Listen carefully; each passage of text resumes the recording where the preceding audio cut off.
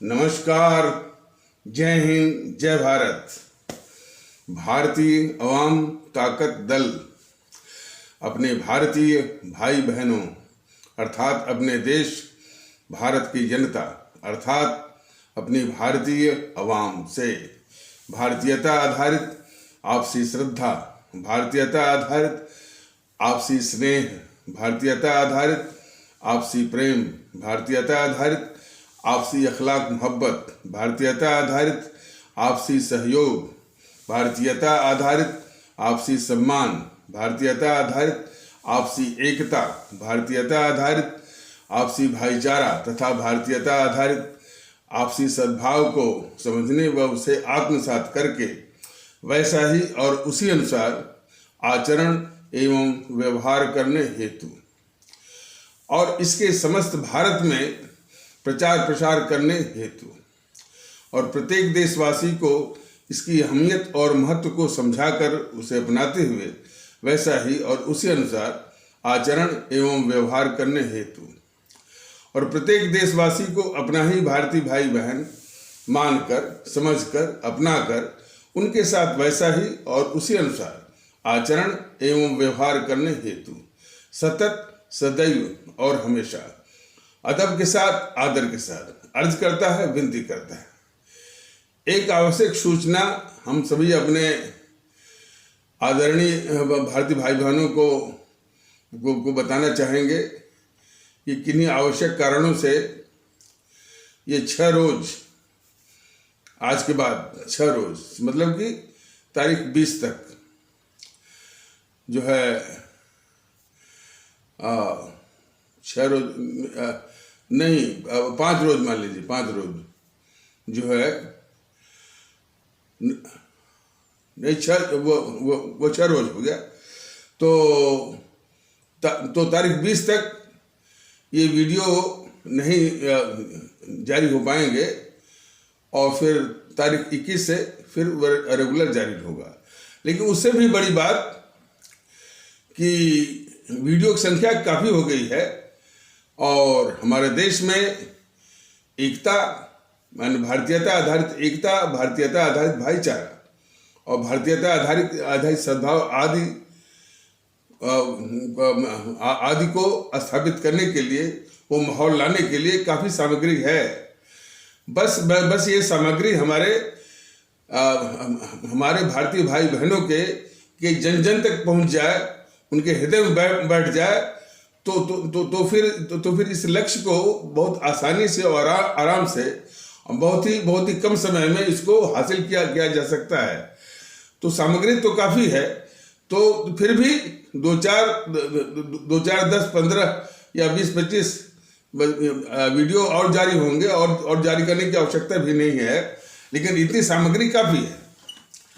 और बीच बीच में यदि कोई आवश्यक घटना होती है, आवश्यक भी संदेश की आवश्यकता होती है तो वो बीच बीच में उसके अनुसार जो है ये वीडियो जारी हो सकता है। लेकिन जहाँ तक भारतीयता आधारित एकता और भारतीयता आधारित भाईचारा और भारतीयता आधारित आपसी अखलाक मोहब्बत और सद्भाव इत्यादि स्थापित करने के लिए मैं समझता हूँ कि अपने भारतीय भाई बहनों में ये इतनी सामग्री जो है जो लगभग मैं समझता हूँ कि 9 से 10 के आसपास है और बहुत अधिक और जो होगी तो मान लीजिए कि 70, 80, 90 के आसपास और हो जाएगी।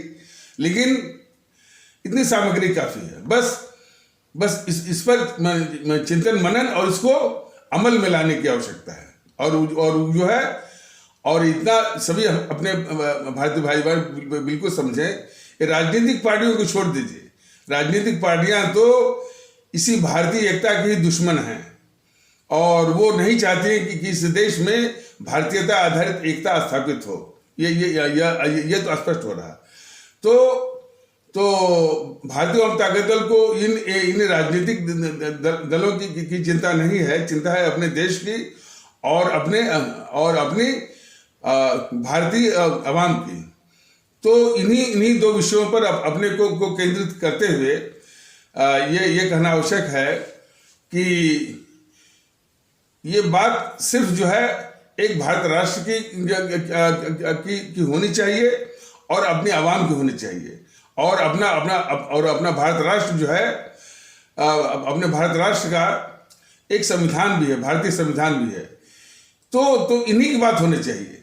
जो भी तत्व इसके इधर बात करते हैं कि हम जो है वो शरिया को लागू करेंगे, हम कुरान को लागू करेंगे, हम मनुस्मृति को लागू करेंगे, निश्चित रूप से वो जो जिस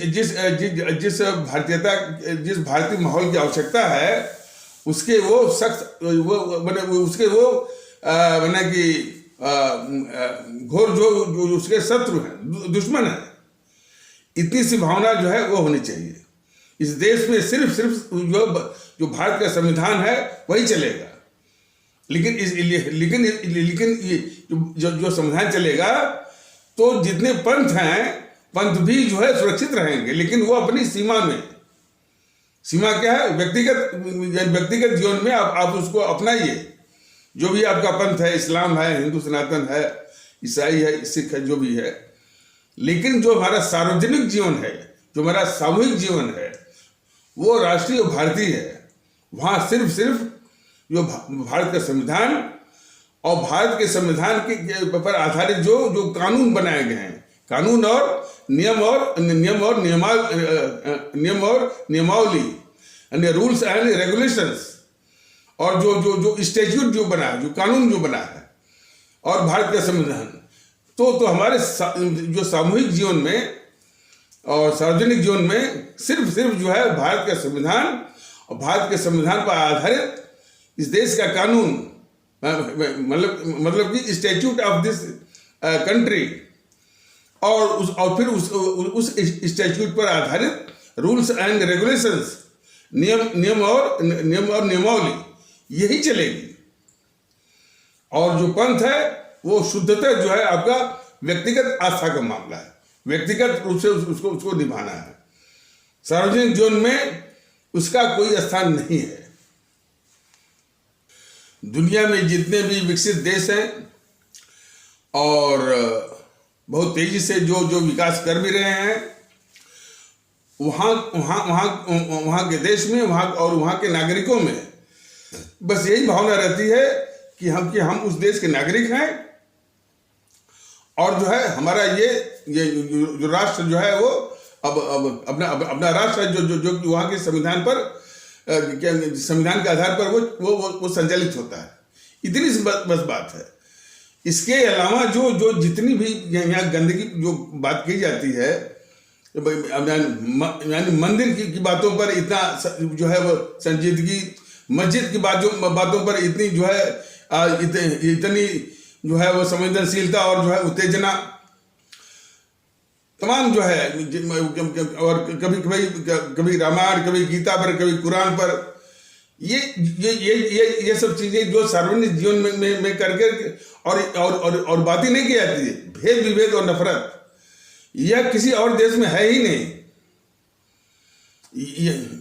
कहने को तो ये देश बहुत जो है सौभाग्यशाली है, लेकिन इन्हीं सब के चलते जो है इतना सौभाग्यशाली देश और इतना खूबसूरत देश जो है वो अपनी खूबसूरती को और जो है और भी जो चीजें इसको और भी जो गुण हैं जो कि इस अपने मुल्क को विश्व का सिरमौर बना सकते हैं और बनाने की क्षमता रखते हैं, वो सारी विशेषताएं, सारे गुण जो है इसी के चक्कर में उनमें तबाह हो रहे हैं।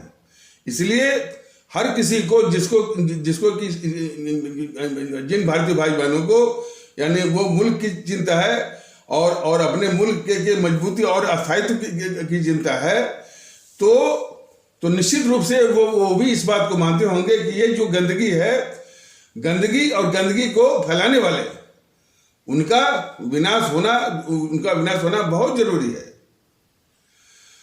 और लेकिन दुख ये इसी बात का है कि इस चीज का इतना प्रीपॉन्डरेंस है, इतना वो इतना फैला हुआ है, और पता नहीं लोग जो है इसको इतना महत्व देते हैं, और जितने भी मीडिया वाले जो है इसी की बात चलाते हैं। सिर्फ जो है वो हिंदू मुस्लिम मंदिर मस्जिद और इन्हीं बातों को, तो उनको बताया गया है, उनके विषय में बताया गया है कि इस तरह की बात करने वाले निश्चित रूप से जो इस देश को आवश्यकता है उसके खिलाफ भी है, और इसलिए उनकी गतिविधियां देश विरोधी हैं, देश के खिलाफ गद्दारी के स्तर की हैं। तो कहने का मतलब है। अच्छा, और भारतीय अवाम ताकत दल जो इसके जहन में है, जो इसके मस्तिष्क में है, जो इसकी योजना में है, अपने देश में और अपने जो 135 करोड़ अपने भारतीय भाई बहन हैं, जो उनके बीच में वो जो है यानी सांप्रदायिकता से दूर, जातिवाद से दूर, भाषावाद से दूर, प्रांतवाद से दूर, क्षेत्रवाद समूहवाद से दूर, सिर्फ जो भारतीयता के आधार पर एकता, भाईचारा, सद्भाव, इखलाक, मोहब्बत इत्यादि जो है स्थापित करने में विश्वास रखता है, और उसी कोशिश में ये लगा हुआ है।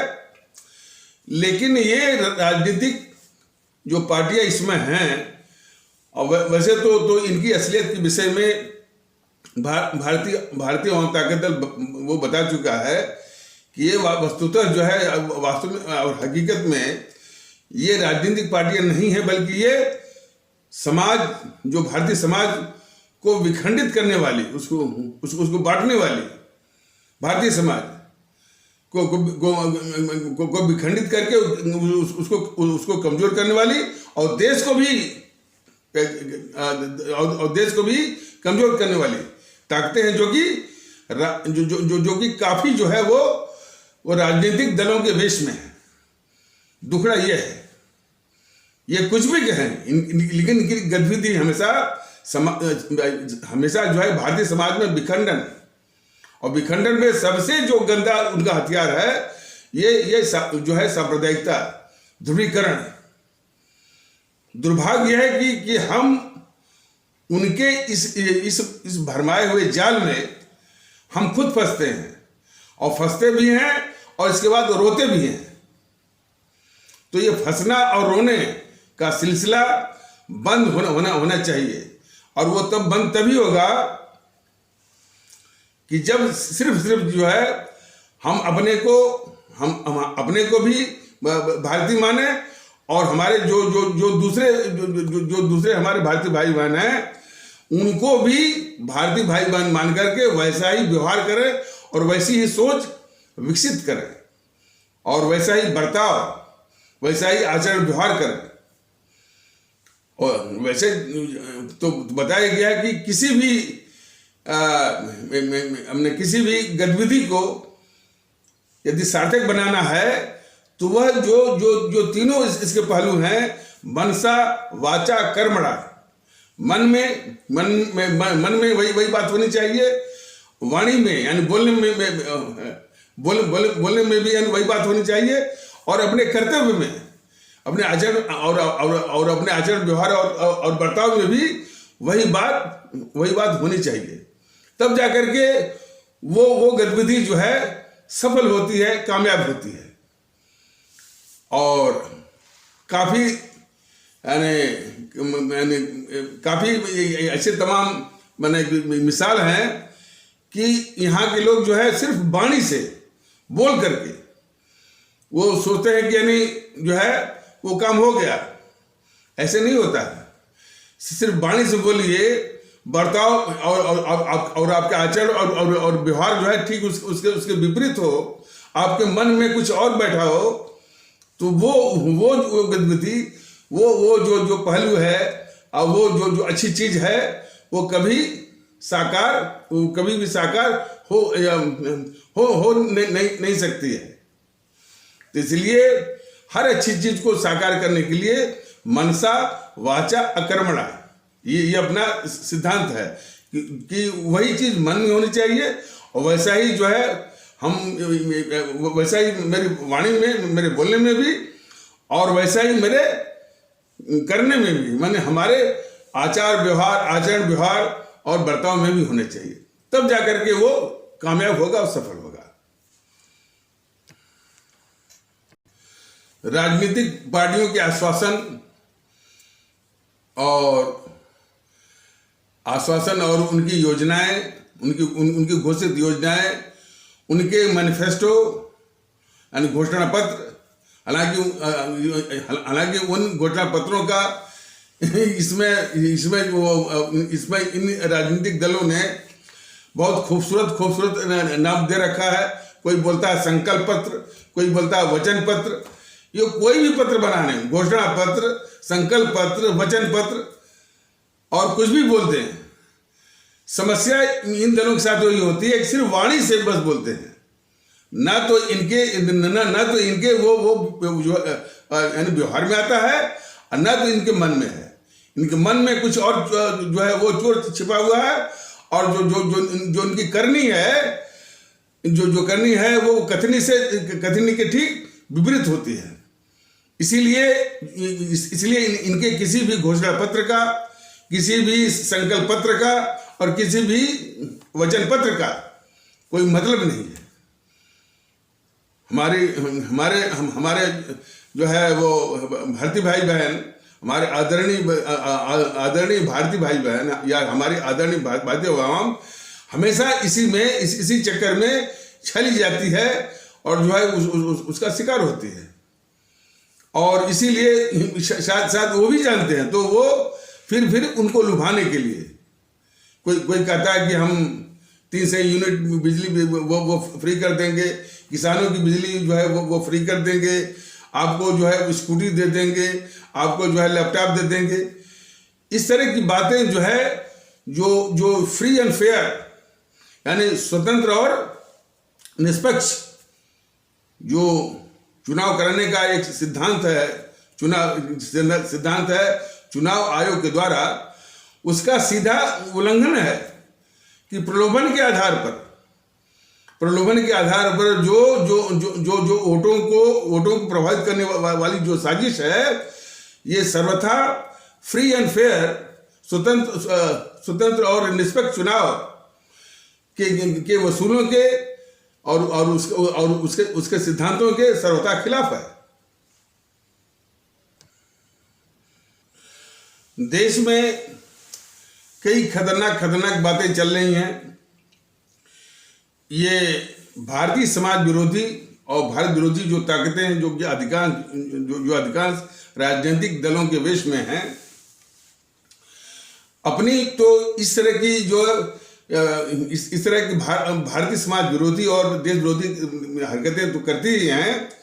इसके बाद अपनी बात को ढकने के लिए अपनी बात को उचित ठहराने के लिए ये झूठ बहुत बोलती हैं और अफवाह बहुत फैलाती हैं। ये सबसे बड़ा वो दुखड़ा है। कई बार ये बताया गया है कि जैसे राहुल गांधी ये झूठे ही बोलता है, दिन रात झूठ बोलता है। उसी प्रकार जो है ये अखिलेश ये झूठ ही बोलता है। और वही रोग, वही संक्रमण बीजेपी के भी जो नेता हैं, यहाँ तक कि जो मोदी जी हैं और अमित शाह जी हैं, वो भी झूठे ही बोलते हैं। तो उससे जो है देखिए, हम लोग तो अपनी जो सांस्कृतिक पृष्ठभूमि है उससे आए हैं, जहाँ की हम लोगों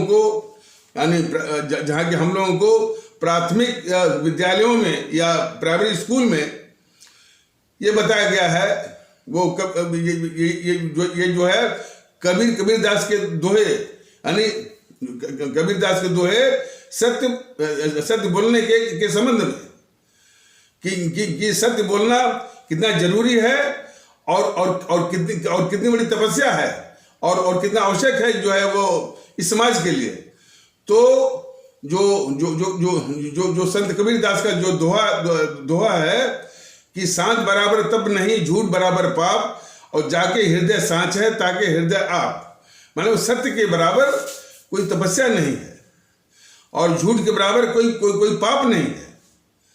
और जिसके हृदय में सत्य, जिसके हृदय में सत्य है, उसी के हृदय में ईश्वर या खुदा निवास करते हैं। तो हम लोग जो है यानी उस सांस्कृतिक पृष्ठभूमि से आए हैं। लेकिन जब जब जब जब ये तमाशा देखते हैं कि हर वक्त जो है झूठ और अफवाह कौन, जो कि भारतीय समाज विरोधी गतिविधियों में लिप्त है, सक्रिय हैं, भारत विरोधी गतिविधियों में वो लिप्त है और सक्रिय हैं, सिर्फ अपनी बात को ढकने के लिए, उचित ठहराने के लिए झूठ और अफवाह का जो शिकार झूठ और अफवाह का जो सहारा लेते हैं और अपने आदरणीय भाई बहनों को जो शिकार बनाते हैं। यह देख करके जो है मन में इतना क्रोध आता है और मन में इतना क्षोभ आता है कि बताइए, यही लोग जो है सिस्टम पर भी हावी है, यही लोग जो है वो व्यवस्था पर भी हावी है, यही लोग पूरे माहौल पर भी हावी है। दुखड़ा तो ये है, हमारे देश को ऐसे लोगों की आवश्यकता है जो कम से कम हमारे संत कबीर की उन बातों का मूल्य करे, उसको इज्जत दे, उसका पालन करे कि सांख बराबर तप नहीं, झूठ बराबर पाप, जाके हृदय साच है ताके हृदय आप। खास करके जब से ये मोदी जी का आगमन हुआ है, उनके आगमन से एक फायदा, जो सबसे बड़ा फायदा हुआ इस मुल्क को, जितनी भी भारत के खिलाफ ताकतें इस देश के अंदर हैं वो सब उभर करके सामने आ गई। इतना फायदा हुआ है।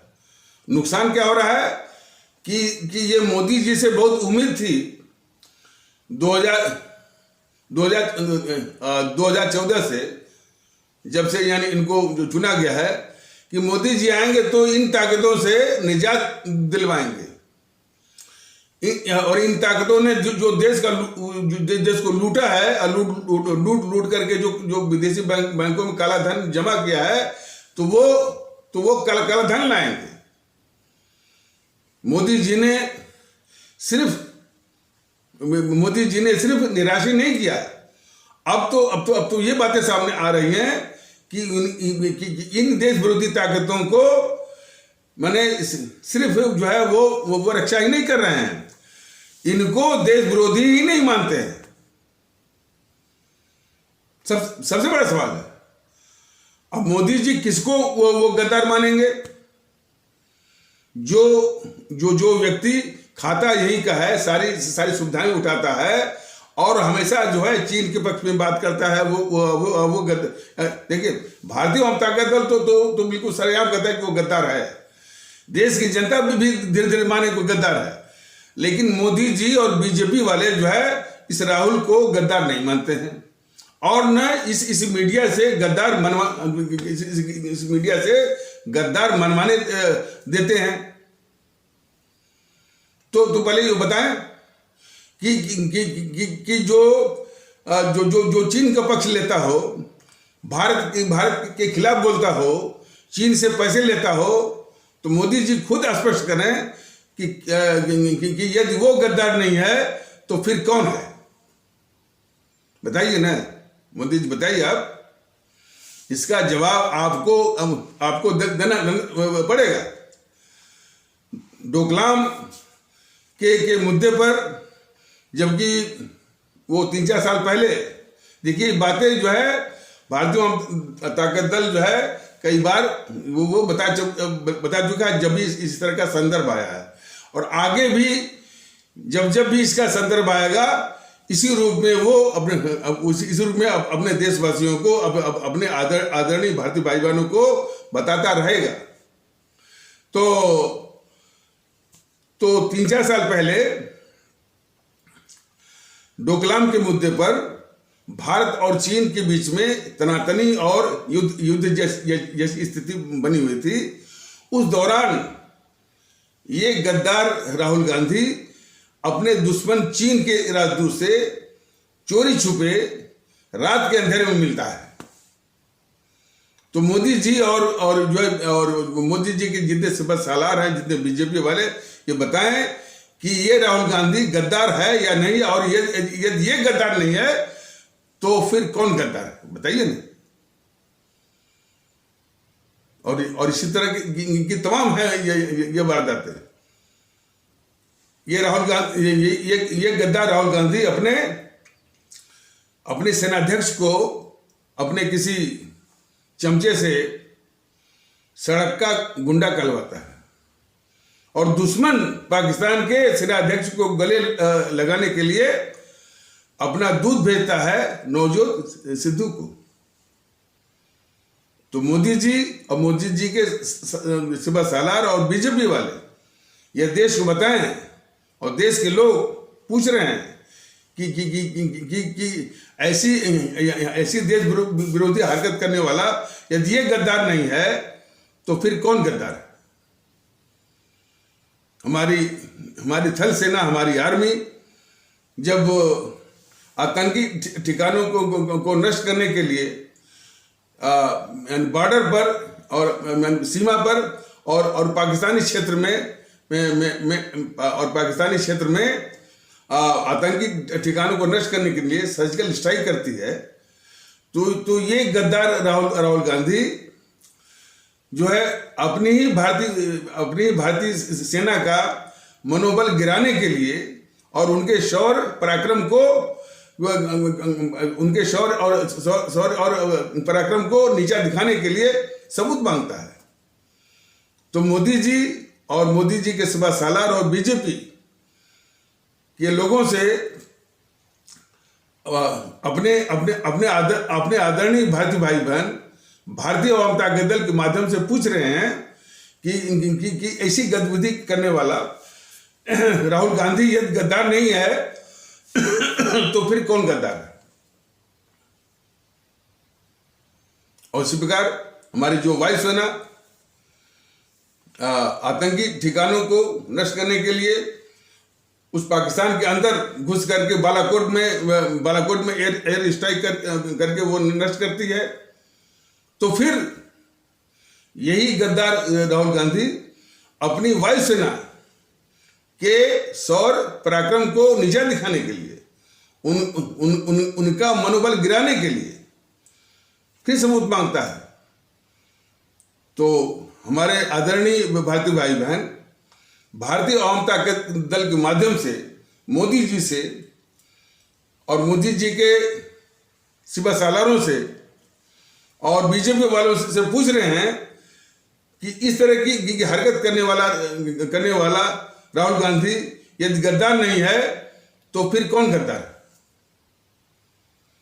तमाम उसके हैं, लेकिन फिर भी बीजेपी इस राहुल गांधी को गद्दार न तो मानती है न तो मानने देती है।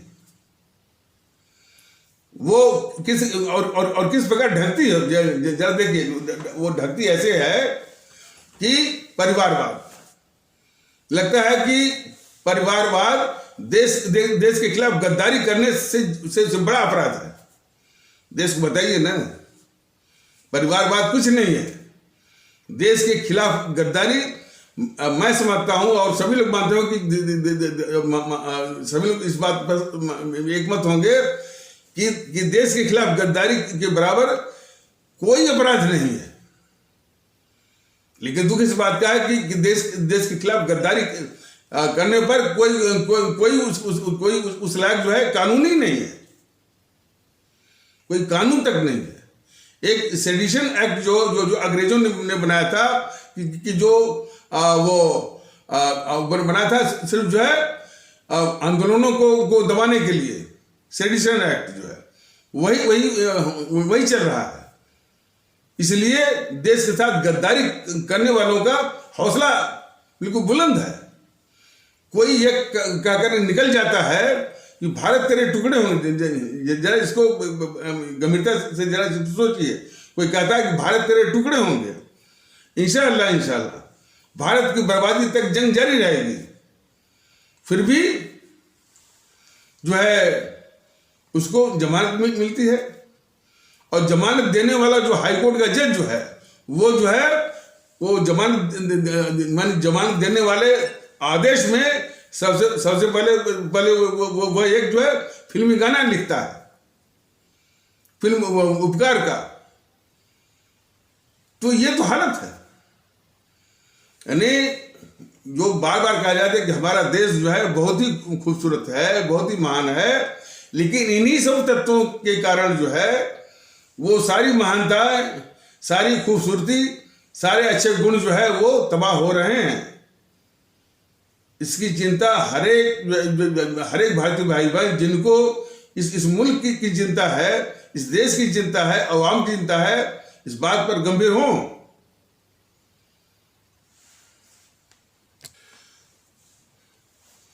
तो एक बात और भी इससे भी अधिक महत्वपूर्ण है कि जब से ये भारतीय अवाम ताकत दल अपने भारतीय भाई बहनों के बीच में भारतीयता आधारित अखलाक मोहब्बत, भारतीयता आधारित भाईचारा इत्यादि स्थापित करने की कोशिश में लगा हुआ है और अपनी भारतीय अवाम इसमें शरीक भी हो रही है, उसका एतबार, उसका यकीन इसमें बढ़ भी रहा है, इसमें शरीक भी हो रही है, इसको आगे भी बढ़ा रही है।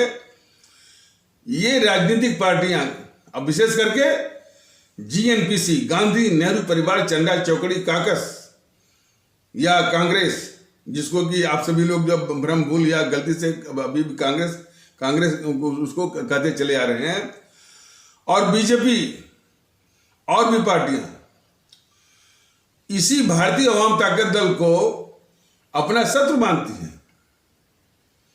वो इस तरह से बने भारतीय अवाम ताकत दल के साथ पेश आती हैं कि जैसा कि वो जैसा कि वो भारतीय अवाम ताकत दल के साथ जो इस तरह से युद्ध करती हैं कि वो अपने अस्तित्व की, वो माने ये पार्टियां खास करके जीएनपीसी, गांधी नेहरू परिवार चंदा चौकड़ी और अब बीजेपी वाले और वाम दल वाले इत्यादि जो है इस तरह से संघर्ष करती है, इस तरह से जो है वो लगी हुई हैं कि जैसे वो अपने अपने अस्तित्व की लड़ाई लड़ रही हों। ये हालत है। और उनके तरीके क्या हैं? सिर्फ कभी जैसे बीजेपी के जितने भी आते हैं वो सिखाया पड़ा है, तो कभी इस रूप में, माने खुशामद के रूप में, और कभी धमकी। कोई भी तार्किक बात नहीं कि आखिर कोई एक भी तार्किक बात नहीं कि जो भारतीय अवाम ताकत दल कोशिश कर रहा है, इससे देश का नुकसान है। और नुकसान है तो क्या नुकसान है? कुछ नहीं। उनकी बातों से लग रहा है कि उन पार्टियों के अस्तित्व का वो नुकसान है या उनका अस्तित्व जा रहा है। इसी से साबित हो रहा है कि भारतीय एकता के आने पर यदि वो अपने अस्तित्व को खतरा मानती हैं तो निश्चित तौर पर यह समझ लेना आवश्यक है, जरूरी है और समझ लेना चाहिए कि उनका अस्तित्व जो है हमारी आवाम के बिखराव पर आधारित है। ये जो मर्म है, ये जो रहस्य है और जो वास्तविकता है, इसको समझ लेने की आवश्यकता है। इन पार्टियों का अस्तित्व जो है हमारी आवाम के बिखराव पर आधारित है। हमारे आदरणीय भारतीय भाई बहनों के बीच में नफरत, बिखराव, भेद विभेद, इसी पर आधारित है उनका अस्तित्व। इसीलिए आज नफरत को हटा करके, भेदभाव को हटा करके, अब आपस में जो फर्क करने वाली जो बातें सबको हटा करके, यदि भारतीयता आधारित एकता, भारतीयता आधारित भाईचारा, भारतीयता आधारित इखलाक मोहब्बत और भारतीयता आधारित जो है वो सद्भाव स्थापित किया जाता है, तो ये पार्टियां अपने अस्तित्व को वो खतरा मानती हैं। इन ताकतों को इसी रूप में पहचानी गई। इसलिए ये ताकतें कभी भी इस देश को कबूल नहीं है। इनका जितना जल्दी विनाश हो जाए उतना ही इस मुल्क के लिए अच्छा है, बेहतर है। तो अब जैसे ये चुनाव है, तो चुनाव में कोई भी सार्थक बात नहीं, कोई भी वो जो है योगी ने शुरू किया 2080। इस योगी जी से और इन बीजेपी वालों से कोई पूछे कि ये 2080 क्या है, हालांकि 2080 मतलब वही बांटने वाले कि 20% हम हिंदू हैं और जो है और नहीं 80% हम हिंदू हैं, 20% मुसलमान। ये कौन बोला है? बीजेपी का मुख्यमंत्री उम्मीदवार बोला है। ये बीजेपी क्या करेगी बताइए?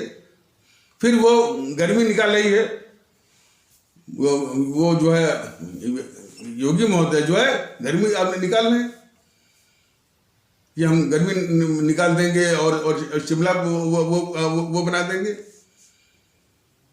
इनकी मंशा को पहचानिए ना। और कभी जो है किसी को अपमानित करने के लिए, किसी को नीचा दिखाने के लिए भाईजान, अब्बा जान, मम्मी जान, चाचा जान, ये कितनी बार बताया गया है योगी महोदय को कि ये भाईजान, चाचा जान और जो मम्मी जान और जो है चाचा जान जो है इत्यादि जो है और अब्बा जान जो है, यह हमारे भारतीय समाज के सम्मानजनक संबोधन है। जो आप नीचा दिखाने के लिए इस तरह की हरकतें आप करते हैं, इसको आप छोड़ दीजिए। सबको सम्मान करना सीखिए। और दूसरी ओर कौन है? अखिलेश। पाकिस्तान परस्ती उनके दिल में है, तालिबान का समर्थन कराना जो है उनकी हरकत है। अपने नेताओं से जो कौन है टी.एस. हसन और कौन शफीकुर रहमान वर्क इत्यादि से तालिबान का समर्थन ये करवाएंगे। पाकिस्तान परस्ती की ये बात करेंगे। देखिए, और पाकिस्तान परस्ती की बात कितनी घिनौनी इसलिए है कि ये दिखाना चाहते हैं कि यदि हम पाकिस्तान परस्ती हम माने अखिलेश यादव करेंगे तो बाकी हमारे इस्लाम आस्था वाले भारतीय भाई बहन उनको वोट करेंगे। मतलब कि हमारे इस्लाम आस्था वाले भारतीय भाई बहनों की जो देशभक्ति है उसको संदेह में डालने की इनकी साजिश है, इनडायरेक्टली। ऐसे आदमी क्या कबूल होंगे? अखिलेश यादव जैसे इतने खतरनाक व्यक्तित्व वाले जो है वो इस देश को कबूल होंगे? और आतंकवादियों के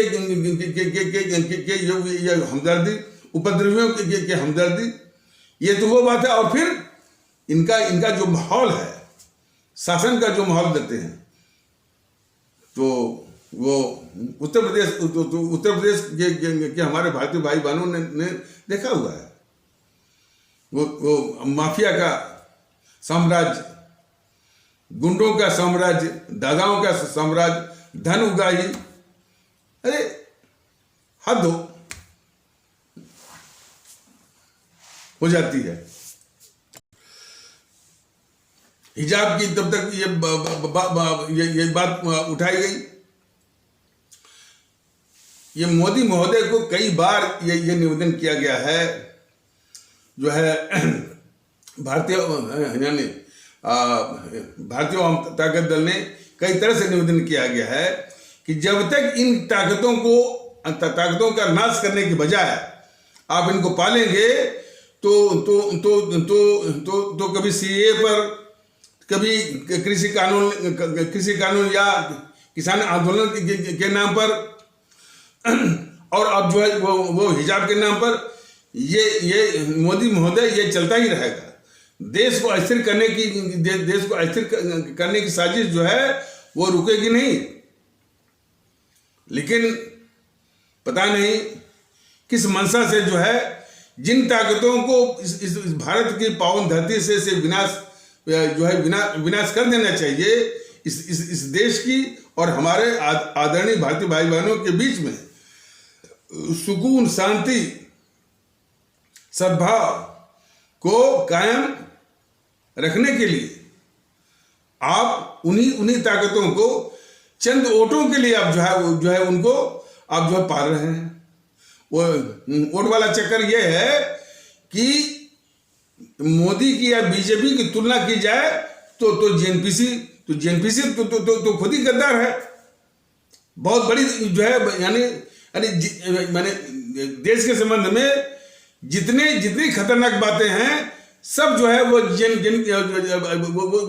देश के खिलाफ जितनी भी खतरनाक बातें हो सकती हैं और जिनकी कोई कल्पना भी नहीं कर सकता, वो सब खतरनाक बातें जो है इसे जेएनपीसी में है। तो ये बीजेपी वाले जो है उसी से तुलना के लिए कि ये जेएनपीसी नहीं रहेगी तो फिर वो तुलना किससे होगी, और यदि उससे तुलना नहीं होगी तो फिर जो है इनके पक्ष में यानी माहौल वो कैसे बनेगा।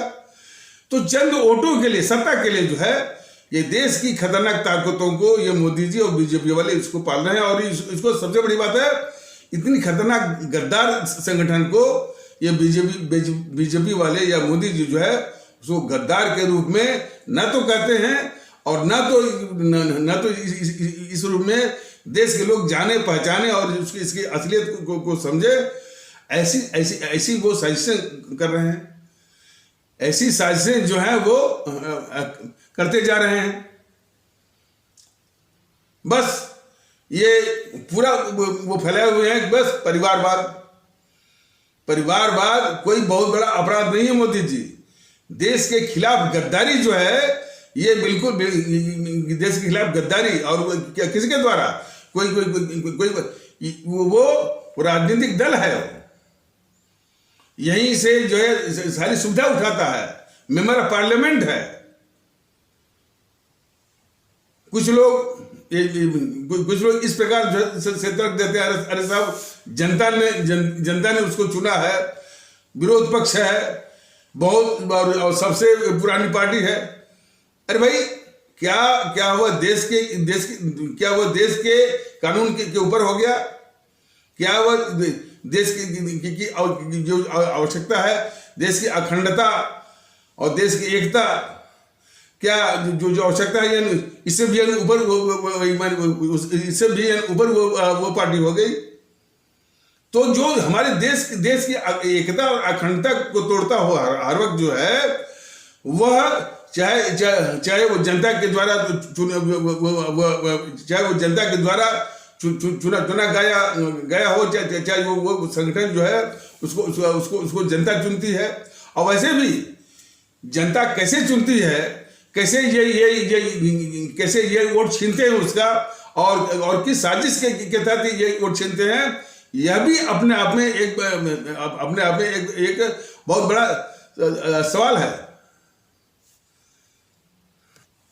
तो जो ये हिजाब पर जो है जो बवाल किया जा रहा है, इस बवाल के पीछे निश्चित रूप से यही जेएनपीसी है, यही वामदल है, और उसी तरीके जो है और भी जो राजनीतिक दल हैं, टीएमसी है, आरजेडी है, समाजवादी पार्टी है, जो उद्धव ठाकरे की जो पार्टी है, एनसीपी वाले हैं, ये सब जो है देशद्रोही ये पार्टियां हैं। और ऐसे ही मुद्दों को माने वो जन्म देती हैं और उसको उकसाती हैं, भड़काती हैं, पूरा देश को अस्थिर करके सत्ता हथियाने की। तो इस तरह की पार्टियां जो और इस कदर और इस असर की जो भारत विरोधी हैं और देशद्रोही हैं, वे सब इस देश को कबूल नहीं है। इसीलिए जो है भारतीय अवाम ताकत दल अपने आदरणीय मतदातागण, भारतीय भाई बहन, खास करके जो ये चुनाव जो चल रहे हैं 5 राज्यों में, उत्तर प्रदेश और उत्तराखंड पंजाब, गोवा और मणिपुर, इनके इन सभी राज्यों के आदरणीय मतदातागण, भारतीय भाई बहन से विनम्र अनुरोध है कि इन देश की और भारतीय समाज की खतरनाक ताकतों को नष्ट में नाबूद करने के लिए जो विकल्प है, जो एक अंतिम विकल्प जो बचा हुआ है, वो नोटा। तो नोटा मत भूलिए, इसको साकार करके दिखाइए और उसके प्रतिशत को 90 के ऊपर लाइए। और तो इसके बाद ही जो अब मैंने आपके भी और मुल्क के भी इन खतरनाक देश विरोधी और भारतीय समाज विरोधी ताकतों से निजात का रास्ता खुलेगा। इनको एक अच्छी नसीहत भी मिलेगी, एक अच्छा पैगाम भी मिलेगा। इनको ही नहीं बल्कि चुनाव आयोग को, जो हमारे भारतीय भाई बहनों को मौत के मुंह में झोंकने वाला उनके सिर पर इस तरह का वो चुनाव थोपा है, उसको भी माकूल पैगाम उसको मिलेगा। तो इसलिए नोटा। कुछ लोग हमसे व्यक्तिगत रूप से पूछ रहे थे कि साहब अब आपकी सरकार होगी तो होती तो क्या वो हिजाब पर वो प्रतिबंध लगाती। हमारा ऐसे लोगों से सवाल करने वालों से खुद एक सवाल है कि भाई हिजाब पर प्रतिबंध का सवाल कहां से आता है? हिजाब का आपको प्रयोग करना है तो घर के अंदर करिए, वहां मनाइए। सार्वजनिक जीवन में किसी भी हिजाब वगैरह की आवश्यकता नहीं है। और हिजाब जो है इस्लाम से संबंधित भी नहीं है। इस्लाम एक महान पंथ है, विचारधारा है, उसके दर्शन है। उसको यानी इस तरह की गंदगी कि कभी जो है हिजाब से जोड़ देंगे, वो आतंकवादी हत्या करेंगे, उसको भी जोड़ते हैं वो इस्लाम से। कबूल है ये? तो इस तरह की जो हरकतें जो है, सोच है, उनको कुचलने की आवश्यकता है। बताइए, कोई इसी देश का एक नागरिक है, वो ये कह रहा है कि हिजाब का जो विरोध करेंगे उनके हम हाथ काट लेंगे। यानी ऐसे तत्वों को लोगों ने बताया नहीं है कि भैया ये भारत जो है इस्लामिक देश नहीं है, जहां तुम इस तरह की बात करो कि हाथ काट लेंगे। ये भारत देश है जो कि संविधान से चलता है। और किसी ने उस तत्व और अब बोलना पड़ेगा कि इस तरह के तत्व जिसकी इस तरह की सोच हो, वह देश का बहुत खतरनाक गद्दार है। और उसको किसी ने नहीं बताया भाई ये देश भारत है, इस्लामिक देश नहीं है। कि जो तुम ये इस तरह की बात कर रहे हो कि वो हिजाब का विरोध करेगा तो हाथ काट लोगे। अरे ये तो कार मोदी बैठा हुआ है, कार किस्म का ये भी बैठा हुआ है। क्या करेंगे योगी? ऐसे लोगों को तुरंत जो है लात मार करके वो बाहर निकालिए और उनको सीख दीजिए कि ये देश भारत है, इस्लामिक देश नहीं है कि किसी का हाथ काटोगे और वो सर काटोगे। तो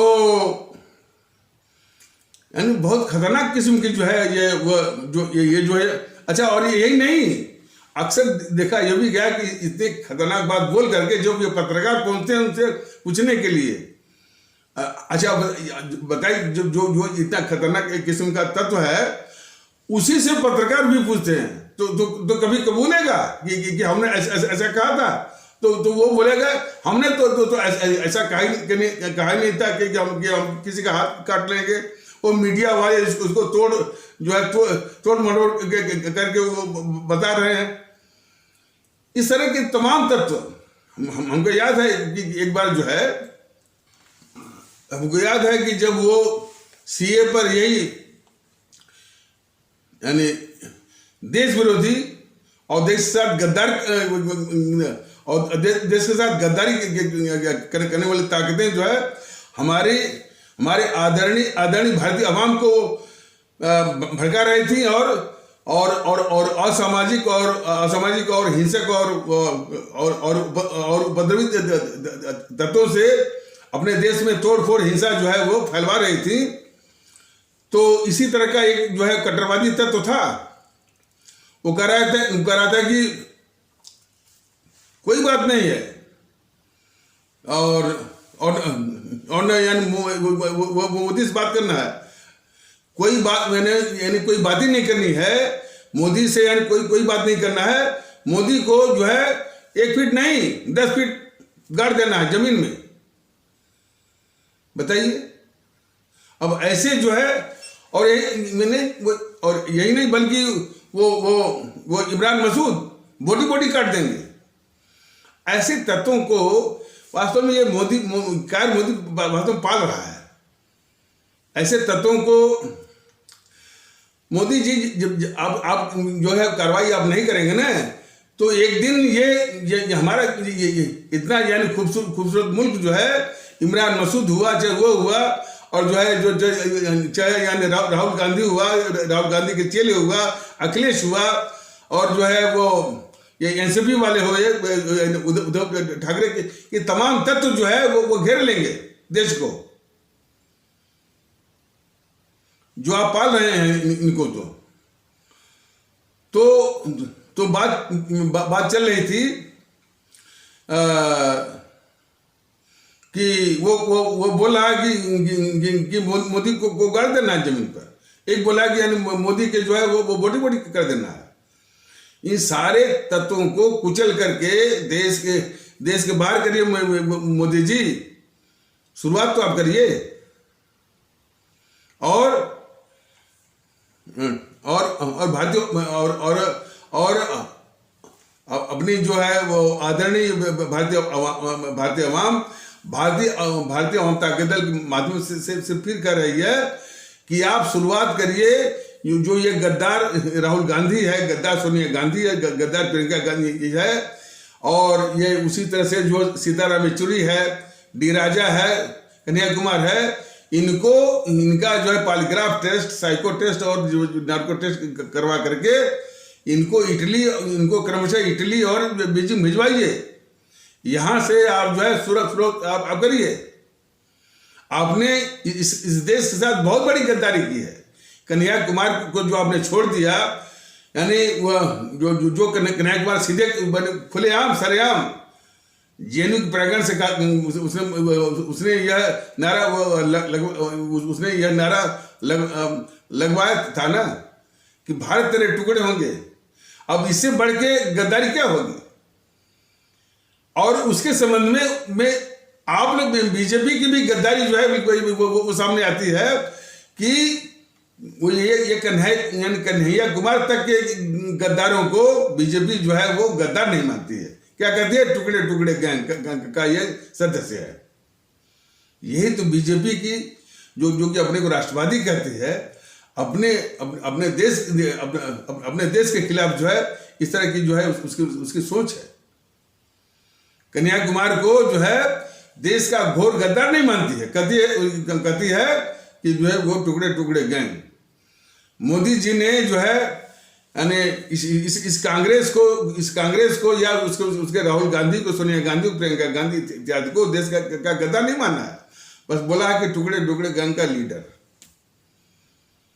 तो इतना खतरनाक जो खेलने वाली बीजेपी जो है इस देश की यानी बहुत बड़ी यानी वो भारतद्रोही, देशद्रोही और गद्दार है। देश के दुश्मनों को पालने वाला, देश के दुश्मनों को पालने यानी जिनका विनाश करना जो है देश की आंतरिक सुरक्षा या सुरक्षा को सुरक्षा को सुनिश्चित करने के लिए जरूरी है, जिनका विनाश उन्हीं को मोदी जी और बीजेपी वाले पाल रहे हैं। यह बात जो है वो कितनी बार बताई गई, और कैसे भी यानी वो व्यक्तिगत भी बात होती है तो बहाना करते हैं कि यदि कोई भी कार्रवाई करेंगे तो सुप्रीम कोर्ट आ जाएगा, कॉन्स्टिट्यूशन आ जाएगा। झूठ मूठ का तर्क। अरे देश भूला नहीं है। ये नरसिम्हा राव की सरकार जो है नरसिम्हा राव की सरकार अल्पमत की सरकार थी, माइनॉरिटी गवर्नमेंट थी। उसने यानी नरसिम्हा राव की अल्पमत सरकार ने एक ही स्ट्रोक में, एक ही बार में चार जो है राज्य सरकारों को बर्खास्त किया था, एक ही बार में। और जब से ये 8 साल से आए हैं मोदी महोदय, एक भी सरकार को बर्खास्त नहीं कर पाए हैं, जबकि इनके पीछे 3 से 3 एमपी तो खुद इनकी बीजेपी की हैं और 335 या 340 जो है वो एनडीए की हैं। तो इनकी जो कायरता जो है देश को बहुत ही महंगी पड़ रही है, बहुत महंगी पड़ बोलते हुए थोड़ा मुंह सूख जाता है। तो मोदी महोदय की जो कायरता है और देश के दुश्मनों को पालने वाली जो इनकी गतिविधि है, जो इनकी हरकत है, देश को बहुत ही महंगी पड़ रही है। तो जो मोदी भक्त है, कायर मोदी जो भक्त हैं, वो इस तरह का तर्क देते हैं कि इसलिए नहीं वो कार्रवाई कर पाते हैं कि इसमें सुप्रीम कोर्ट आ जाएगा, भारत के संविधान में ही कोर्ट है। इस तरह का जो है जो मैंने झूठ बोलना और यानी कुतर्क देना। और ऐसे लोग बोलते हैं कि वो राष्ट्रवादी हैं और क्या बोलते हैं, नेशन फर्स्ट। तो मतलब उनके बोले मत जाए, जो उनकी गतिविधि है, जो उनकी हरकत है, उससे जो है उससे तो बिल्कुल स्पष्ट है कि नेशन फर्स्ट तो है ही नहीं, इनके लिए सत्ता फर्स्ट है। सत्ता चाहिए, चाहे देश के दुश्मन तांडव करें, देश के खिलाफ सारी गतिविधियां चलाएं दिन रात। तो मोदी जी के लिए कभी भी नेशन फर्स्ट तो है ही नहीं। तो ये सारी बातें जो भारतीय जनता दल अपने अवाम को बता रहा है कि भाई इनसे सावधान होइए। और एक बात और है कि इसमें देखिए नफरत फैलाने की बड़ी साजिशें चल रही हैं। हमारे भारतीय समाज को बिखेरने की साजिशें चल रही हैं। हमारे सभी 135 करोड़ 135 करोड़ आदरणीय भारतीय भाई बहनों से विनती है कि आप एक हो माने इनकी साजिशों, कभी सीए का मामला होगा, कभी किसान आंदोलन का मामला होगा, कभी हिजाब का मामला चलता रहेगा। इसके आधार पर तो देश में जो आग लगाने की साजिश चलती रही। इससे जो सबसे बड़ा जो नुकसान और खतरा यह है कि हमारे भारतीय समाज में नफरत और खासकर और नफरत जो है, ये अब जैसे यही है, ये जो हिजाब वाला केस है, ये बिल्कुल ये एनपीसी और वाम दल, समाजवादियों और टीएमसी के द्वारा जो है वो प्रायोजित है। लेकिन कट्टरवादी तत्व और कट्टरवादी जो है वो और असामाजिक तत्व जो है, खास करके हिंदू सनातन आस्था वाले भारतीय भाई बहनों के तबके के कट्टरवादी तत्व, ये पूरे इस्लाम आस्था वाले भारतीय बहनों को निशाना बनाते हुए उनके खिलाफ नफरत, ये सबसे बड़े दुखड़े की बात है। तो इसीलिए भारतीय आवाम ताकत दल जो है अपने सभी 135 करोड़ भारतीय भाई बहनों से विनती कर रहा है कि आप लोग भारतीयता के आधार पर एक रहिए। ये कुछ भी साजिश करें और उसमें सावधानी जो बरतनी है कि आप में से कोई भी जो है योगी और मोदी का समर्थन न करे। आप में से कोई भी अखिलेश का समर्थन न करे। आप में से कोई प्रियंका या मायावती का समर्थन न करे। यदि कोई हम में से कोई समर्थन करता है तो जान लीजिए कि आप लोगों पर, यानी आप लोगों पर इन देश विरोधी ताकतों का असर पड़ रहा है। मतलब कि हम ही लोगों में से यदि कोई योगी की तारीफ करे, अखिलेश की तारीफ करे, या मायावती की तारीफ करे, या प्रियंका की तारीफ करे तो जान लीजिए कि अपने 135 करोड़ लोगों में इन देश विरोधी ताकतों का असर पड़ रहा है। तो इस असर को समाप्त करना है, इस असर को जो है खारिज करना है। और जो चुनाव आया है, जो चुनाव चल रहा है इन 5 राज्यों में, तो जो विकल्प बचता है, प्रभावकारी विकल्प जो है नोटा, इसका इस्तेमाल करके नोटा के प्रतिशत को 90 के ऊपर लाएंगे। वहीं से जितने भी समाधान समस्याओं के और जितने भी आपकी ख्वाहिशें हैं, आकांक्षाएं हैं, उनका द्वार खुलेगा। तो इन्हीं आवश्यक शब्दों के साथ इस आवश्यक परिचर्चा को यहीं पर विराम दिया जाता है। तब तक के लिए नमस्कार, जय हिंद, जय भारत।